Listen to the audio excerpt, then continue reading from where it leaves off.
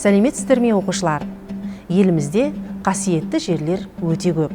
Солардың бірі Ғайып Ерен 40 шілтен әулие. Төле Би ауданы Қазығұрт тауы баурайында орналасқан. Оқушылар, шығу тарихына тоқтала кетсек, еліміздегі мұндай қасиетті киелі жерлерге қатысты аңыздар өте көп. Сол аңыздардың біріне сүйене кетсек, бағзы заманда бір сахабаның баласы жанына серіктерін ертіп, барлығы 40 кісі болып, қасиетті жерлерді аралап, түнеп, зиярат етіп келе беріпті. Ол кісілер Қазығұрт тауы баурайына барып, қазіргі Әңгірата ауылына жақын тұста орналасқан тасқа түнеп, соны мекен жай етіпті дейді. Тағы бір аңызда олардың атын Ғайып Ерен 40 шілтен деп атаса, екінші бір әңгімеде Қызыр ата 40 шілтен дейді екен. Қалай десе де, Қазығұрт бөктеріндегі жергілікті халық әлгі 40 кісіні ғайыптан пайда болған әулиелер, оларды топтастырылып айтқандығы аты шілтер деп түсінеді. Содан ол жер Ғайып Ерен 40 шілтен деп аталып кеткен. Расында да бұл атаудағы шіл сөзі парсы тіліндегі 40 дегенді білдіреді екен. Ғайып Ерен 40 шілтен әулиелер құрамындағы адамдар өз ажалынан қайтыс болған деседі. Бірақ көп ұзамай оның орны лайықты мұсылмандармен толықтырылады. Әулиелердің ұлықтары Ғайып Ерен 40 шілтенмен бірігіп намаз оқиды екен деседі. Оқушылар, Ғайып Ерен 40 шілтен араптың, көне түркінің және парсының сөздерінен құралған ғажап тіркес. Араптың ғайыбы жоқ болып кету, көзден тасалану, құдайлық іс, адам деген мағынада жұмсалса, шілтен парсы тілінде 40 тән немесе 40 дене ұғымын береді. Ал енді оқушылар, ғалымдардың зерттеулеріне тоқталайық. Шілтен шырақшы деген сөз. Бұл туралы Толстов Древний Хорезм атты жинағында шілтендер күндіз мешітке барып, түнде мазарларда болған. Шөл кезіп, жол тосқан молдаларды өлтірген. Жолаушыға болысқан, шөлде оларға соқпай өтетін жан болмаған. Екінші жағынан олардан қорқуға да болады деп жазған. Ал Берікбай Сағындықұлы «Ғаламның ғажайып сырлары» атты кітабында ислам дінінде әруақ деген ұғым бар. Араб тілінде әруақ рух деген сөздің көшірмесі. Халық ұғымында әруақ деген сөзге қасиетті деген мән мағына сіңген.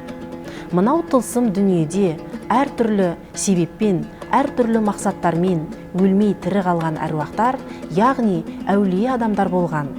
Ғайып Ерен 40 шілтен араптың, көне түркінің және парсының сөздерінен құралған ғажап тіркес. Араптың ғайыбы жоқ болып кету, көзден тасалану, құдайлық іс, адам деген мағынада жұмсалса, шілтен парсы тілінде 40 тән немесе 40 дене ұғымын береді. Ғайып Ерен 40 шілтеннің тікелей өмірге келуіне Әл-Фарабидің тетелес замандасы, араптың аса көрнекті ғұламасы Әл-Ғазали себепші болған деген дерек келтіреді.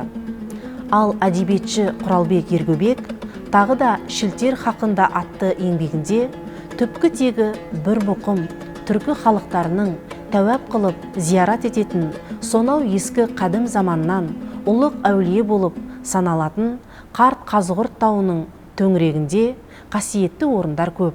Солардың бірі Шілтер ата әулие. Киелі таудың солтүстік тарабындағы биік жотаның бүйірінен орын тепкен нақ осы аталмыш әулиенің ата тасы мен ана тасы аспанмен таласқандай болып, алыстан мен мұндалап көз тартады. Әсілінде біз сөз етіп отырған әулие орынның аты Шілтер ата. Алайда бұл әулие жөнінде оның атауы жайында басқашалау түсініктің белең алғанына біршама уақыт өтті.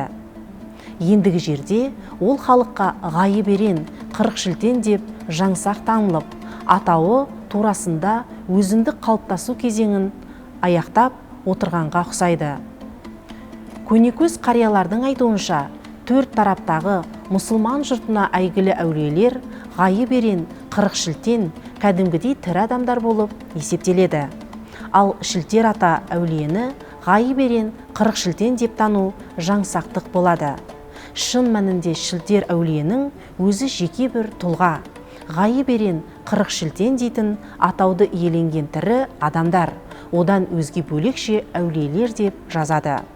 Шежіре мен ауыз екі тарихи әңгімелерде көп жинақталған Төле билік Ереген Ағыбайұлы қолында сақталған көне қолжазбадан Ақбура ата қаңлы еді, Шілтер ата үйсін еді деген сирек мәлімет айтылған. Ал Қамзабек Мықтыбекұлының өзінің Қазанат атты кітабында былай деп жазған: ғайып ерен, қырық шілтен кәдімгідей тірі адамдар, жасы келгеннен кейін қайтыс болған, тірі адам есебінен толықтырылады. Талап тілектерге сай келсе, мұсылман болса, ұлтына қарамастан кез келген адам шілтен бола алады деп жазған. Ғайып ерен, қырық шілтен дегеніміз тірі адамдар, ұзын саны қырықтан не кем емес, не артық емес әулие кісілер.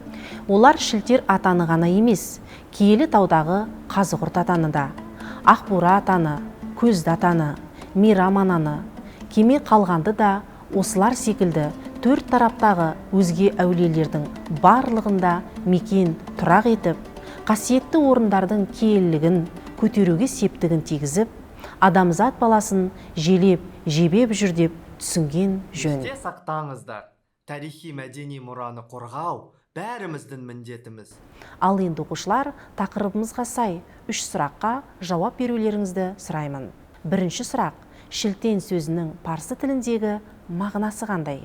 Екінші сұрақ: ғайып ерен, қырық шілтен әулиені зерттеген ғалымдарды табыңыз. Үшінші сұрақ: ғайып ерен, қырық шілтен әулие қайда орналасқан?